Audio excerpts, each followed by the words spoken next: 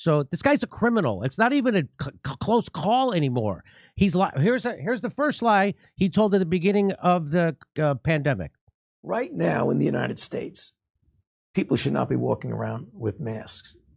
You're sure of it? Because people are listening really closely to this. Right now, people should not be walking. There's no reason to be walking around with a mask.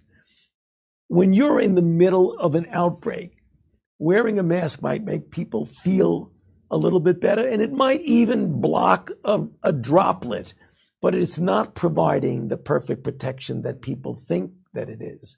And often there are unintended consequences. People keep fiddling with the mask and they keep touching their face. And can you get some schmutz sort of staying inside there? Of course. But when you...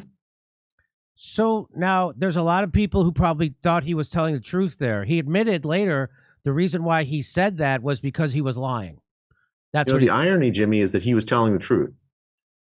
So that's what a lot of people have said that too, that no, he was actually telling you the truth that time, and then he changed it and was lying later. So because his internal, the emails that got revealed showed that he was saying the same thing privately as he was saying publicly here. There's a reason for that. Before 2020, there were dozens of randomized trials with masks, including N95 masks, cloth masks, and surgical masks in the community, in settings like in hospitals. And it is very difficult to find evidence from randomized studies, good randomized studies, that masks protect against viruses in those contexts it was the flu, but the flu is similar in size and spread. It's spread by aerosols. So he was reflecting the pre-2020 consensus on masks based on a huge body of high quality research. He was telling the truth in that clip. So when did the consensus change?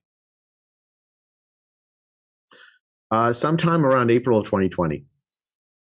And not based on any scientific studies. It just changed. Why do you think it changed? Why would they change? Well, how do they own a mask making company? I mean, why would they? I don't understand why they would go from the pre-2020 consensus, which was no mask, to then a consensus of we need it. What's in it for them to do that if there's no science behind it? I mean, I think part of... Oh, sorry. Go ahead, Martin.